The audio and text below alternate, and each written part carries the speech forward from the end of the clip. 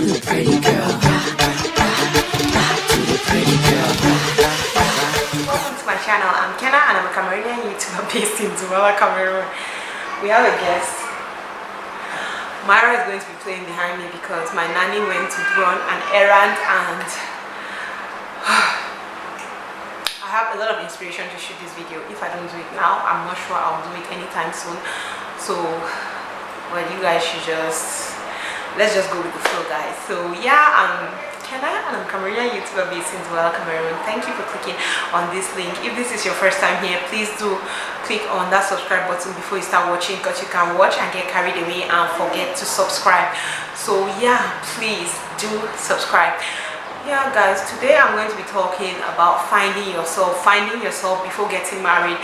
And I decided to talk about this because I just realized that a lot of us, especially women, we get married when we haven't really figured out what we want, who we are, why we want to get married, and just things like that. So I think that this is something you should consider doing before you get married. I'm not going to come here and sit and lie to you like I had all this figured out before I got married. I didn't. I actually started figuring out some of these things while I was in my husband's house, but it would have been a lot better if I had discovered a lot of these things in my own, when I was on my own, like just to get to know yourself and stuff. So that's what I'm going to talk about, because we have a lot of African women that will sit in their house. I've seen women, even women who work, they sit and they're just like, no, I'm not bothered about finding a job, I'm not bothered about thinking about my goals, what I want in the future. Like, I'm just going to first of all wait when I get married to my husband, then I can start thinking about that, which is really the wrong way to go around things, because you have to have it all figured out. Most of the time you see that a lot of men have it all figured out. The man knows his dreams, he knows the way he wants things to be.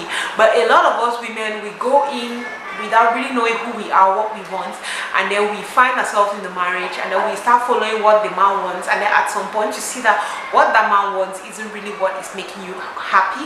So you start pulling away and it starts causing unnecessary problems, which it would have been really easy if you had come with what you want, he comes with what he wants, you guys try to work to see if what you want and what he wants can go hand in hand. If not, you guys go your separate ways.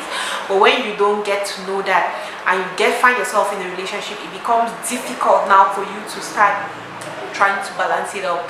So yeah, that's what I'll be talking about. The very first thing I think you should get to know about yourself is your dreams, your likes, your aspirations. Like, you need to have it all figured out. You need to sit and know what you want to be in future before you meet a man. You need to be your passion, like what you're passionate about, what you really like, what your interests are. You need to know all those things before you even sit to start thinking that you want to get married.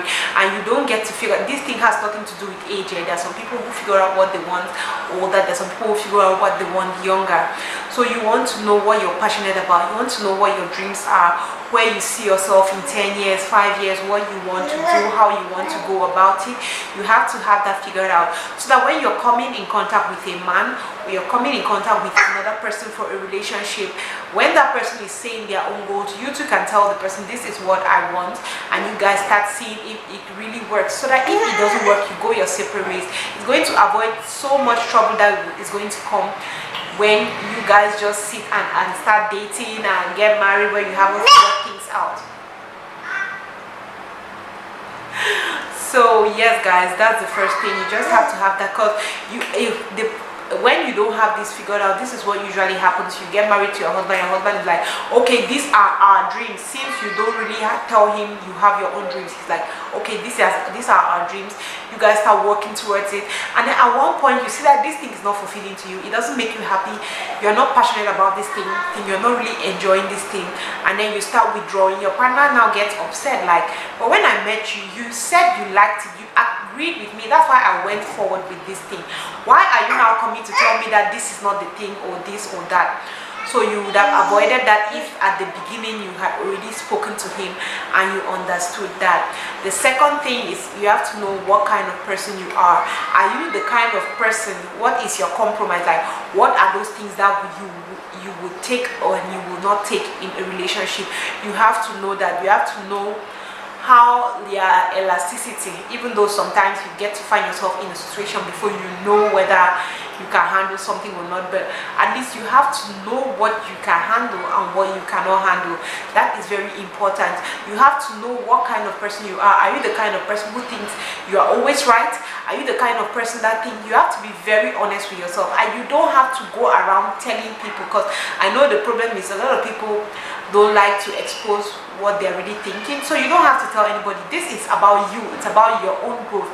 So you have to sit down and you ask yourself, what kind of person am I? Am I the person that is always right? It is okay if you discover that you're the kind of person that is always right, and then you start working towards learning how to compromise. So that's what I'll say, you have to learn how to compromise.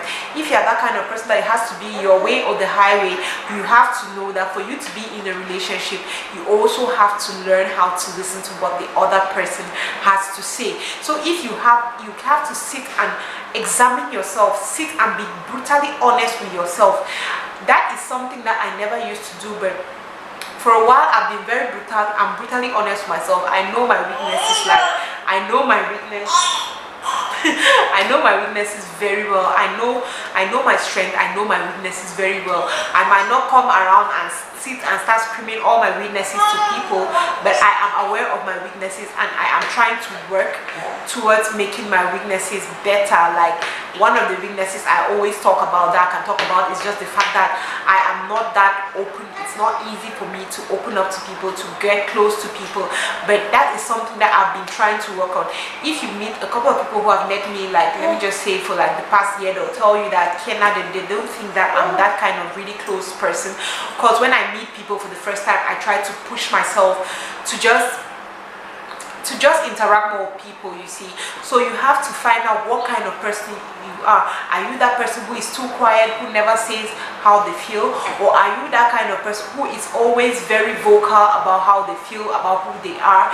Are you the person that talks too much? If you are the person that talks too much, you have to just know all your weaknesses and your strength, and you try to work on your weaknesses, especially so that you will, when you get married to somebody, you're not going to start having to start working on that in the marriage. You have already worked on it.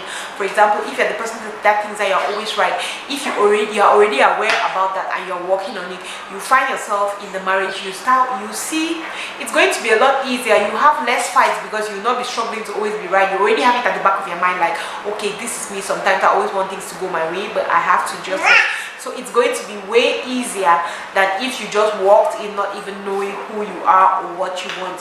The next thing I'm going to talk about is your trigger. When I talk about trigger, I'm talking about, okay, you could be in a relationship with somebody and you just discover that there are certain things that when your partner says, it always triggers you, it always makes you so angry. You can quarrel because of that thing from now to next year. You always want to sit down and find out what your triggers are. Like, what is it that when somebody says to you, it just hits you hard? You want to sit down and think like, okay, what are those things that trigger me? And it's always good when you know your triggers, you can tell your partner. If, for example, somebody had treated you, had talked to you poorly in the past, and you don't like to see your partner talk poorly to people, it could be to you or to be people around you, it triggers you and it makes you angry. You're always having problems because of that. You want to sit and explain that, okay, because of this that happened in my past, I really don't like it when you talk like this to people because it triggers me, it makes me upset. And if you have a reasonable partner, the partner is going to work to make things better.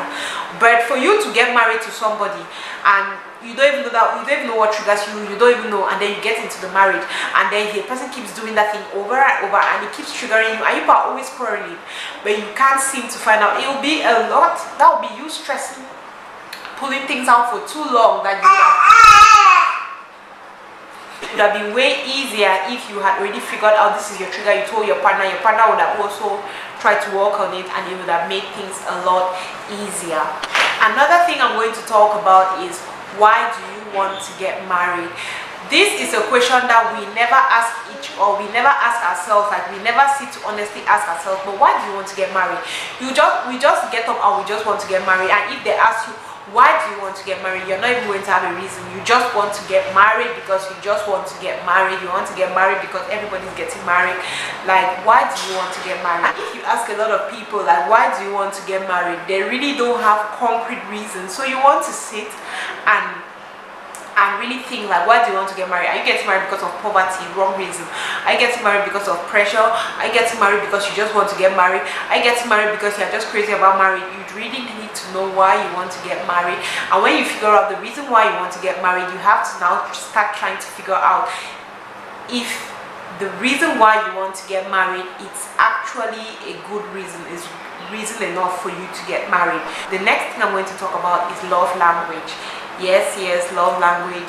Love language has been coming up a lot of recent, and yes, love language is very important because you want to know your love language. A lot of people don't know what their love language is, so it causes a lot of trouble. You have to know yourself, like, okay, what makes me really happy? Like me, I cannot say the love.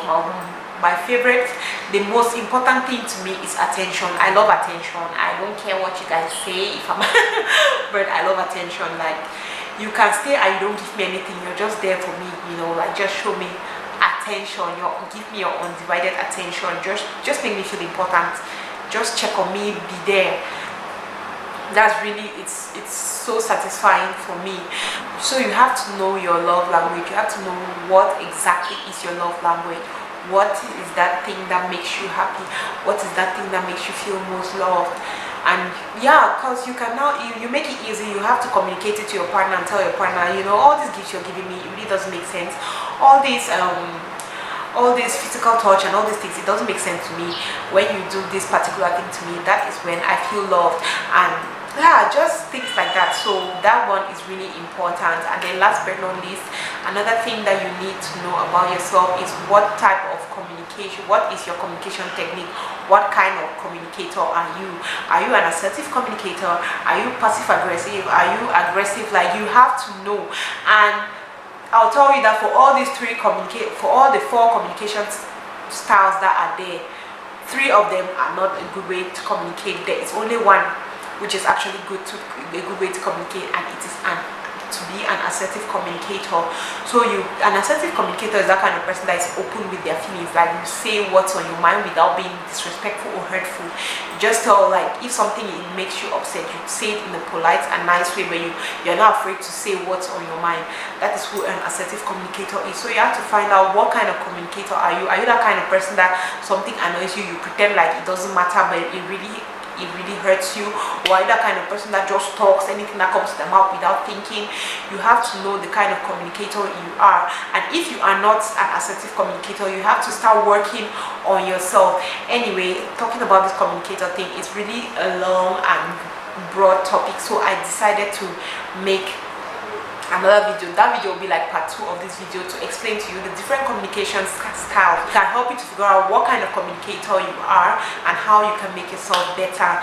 Anyway guys, this is just it about finding yourself before you get married. It's good you know all these things about yourself before you get married. It's really important, because you don't want to get into a marriage when you don't know yourself. You don't want to get into a marriage and you're finding yourself in a marriage. Your partner will not understand. That is where you see things start happening, and then your partner is like, you are not the woman I married. You used to agree with me. You used to say, like, your partner is not going to understand because you have changed. You have started finding yourself. You have started discovering that this is what I like, this is where I like to go, and your partner will not seem to get it that you're finding yourself, because obviously the person might have found himself even before getting to know you. So yes guys, Myra is finally crying. My nanny came and took her. I think it's time to go. Thank you guys for watching this video. I love you. Bye.